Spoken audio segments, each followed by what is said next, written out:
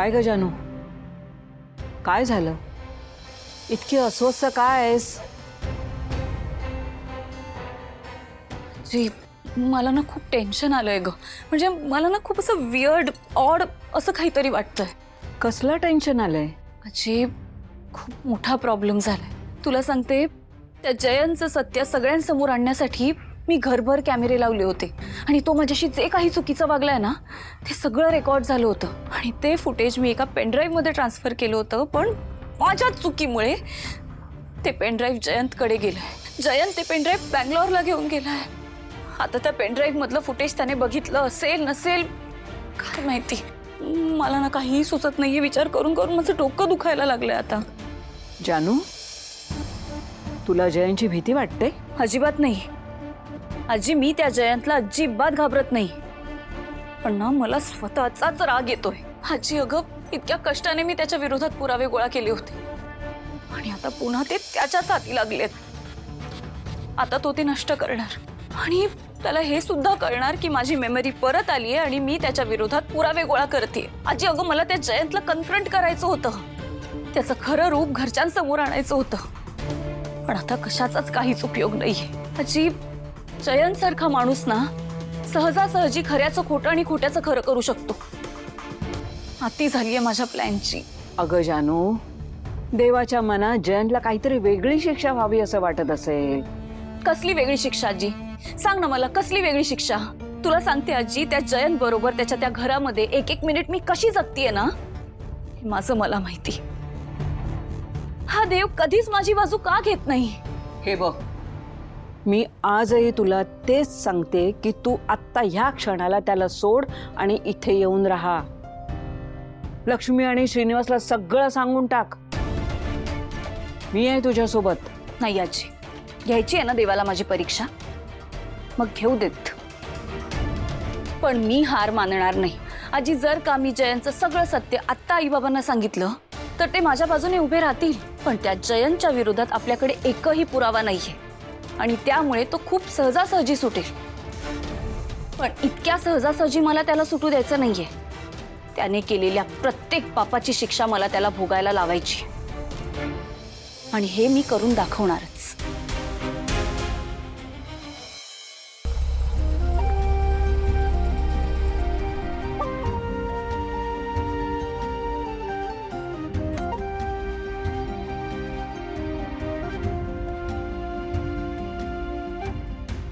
सावकाश. अहो ऐका ना, म्हणजे आपण आनंदीला घरी एकटीला ठेवून आलोय हो. म्हणजे आज इतकं सगळं घडलंय आणि त्यात तिला एकटीला. ऐक ना भावना, तू नको काळजी करू. आई आहे ना तिच्याबरोबर, ती घेईल चालली. आणि हे बघ, तुला बरं वाटावं म्हणून आपण वॉकला आलो की नाही. आणि बघ किती छान प्रसन्न वाटतंय ना. जगण्याची आशा, या मनाची भाषा, तू न बोलता ना ऐकता समजून घेना. स्वप्नांचे रंग मी तुझ्यात दंग, पुरे बाकी काय तुझी साथ संग असताना. आकाशी चंद्र चांदण्या तोडून मी का आणल्या, तुझ्या विना उरेना अर्थ जीवना. हो ना.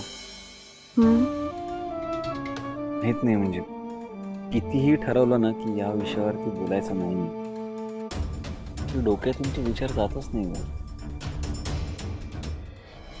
पण खरंच त्या हेलिकॉप्टरमध्ये असतो तर माहीत नाही, पण तो विचार करूनच पण धडधडत आहे. म्हणजे आपण जर खरंच त्या हेलिकॉप्टरमध्ये असतो ना तर मी माझा शेवटचा श्वास तुझ्याबरोबर घेतला असता. माहीत नाही, पण माझी आयुष्यात एकच इच्छा आहे की मला जर मरण आलं तर ते फक्त आणि फक्त तुझ्या कुशीत असावं. खरंच यासारखं ना दुसरं सुख नाही आहे आयुष्यात. बास ना सिद्धिराज, नका ना बोलू असं काहीतरी. कशाला उगाच मरणाच्या गोष्टी. अगं तसं नाही, मी फक्त तुला इच्छा सांगितली माझी. म्हणजे काय, बघ ना सकाळपासून ती बातमी, ते श्रद्धांजलीचं पोस्टर जेव्हापासून बघितलं ना मी, माहित नाही पण मनात सतत तेच विचार येऊ लागले. तुम्हाला एक सांगू, मी एकटी असते ना तर मरणाची इतकी भीती नसती वाटली मला. पण आता माझ्या आयुष्यात तुम्ही आहात, आनंदी आहे, आपलं बाळ आहे आणि तुमच्या सगळ्यांमध्ये माझा जीव अडकलाय. मरणाचा विचार जरी आला ना तरी अशी धडकी भरते मनात. तुम्हाला सांगते, यम जरी माझ्या समोर आला ना तरी मी त्याला दरडावून सांगेन की बाबा आत्ता मला तुझ्या बरोबर यायला वेळ नाही, कारण माझ्या मुलांना, नवऱ्याला माझी गरज आहे. काय झालं? माझं म्हणणं पटलं नाही तुम्हाला? नाही म्हणजे पटलं, पण जरा वाईट वाटलं. काय ना, एरवी भावना मला म्हणाली असते की सिद्धिराज तुम्ही जाऊ नका, मला गरज आहे तुमची. पण एकदाचं मूड झालं की मग काय, मग सगळं प्रेम डिवाइड होणार. मी आपला बिचारा वाट बघत बसेन की भावना आत्ता माझ्याकडे बघेल, नंतर बघेल.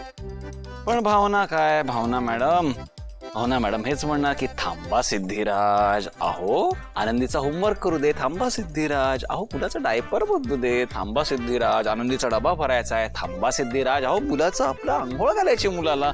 मी आपला बिचारा एकटा. बास हा बास, उगाच आरोप करू नका माझ्यावर. माझं तुमच्यावरचं प्रेम कमी होणार नाही, मनातलं पण आणि वागण्यातलं पण. चॅलेंज करतेस?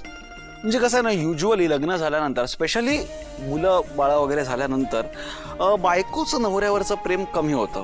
तर आता बघूया आपण की तमाम बायकांना जे जमत नाही ते तुला जमतंय का? उगाच चॅलेंज करू नका मला. करणार. म्हणजे बघ, बाळ झाल्यानंतर सुद्धा आपली सकाळची जी कॉफी डेट असते ना ती कमी होता कामा नये. मला तुला मिठी मारायला प्रचंड आवडतं, ते सुद्धा कमी होता कामा नये. आणि हो, मी तुझ्या मांडीत डोकं ठेवून झोपणार. मग त्यात आनंदी आणि आपल्या बाळाला कसं मॅनेज करायचं ते तुझं तू बघ. आता ना मला कळतच नाहीये, त्यावेळी बाळ नक्की कोण असणार आहे? म्हणजे हे बाळ का हे बाळ? खरंच भावना, आजचा हा दिवस, ही मोमेंट आणि तुझ्या चेहऱ्यावरचं हे स्माईल मी कधीच विसरू शकत नाही. I love you. काय?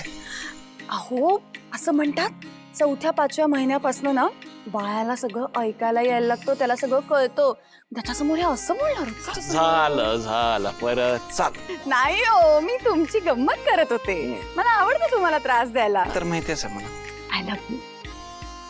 काय? I love you. Yeah.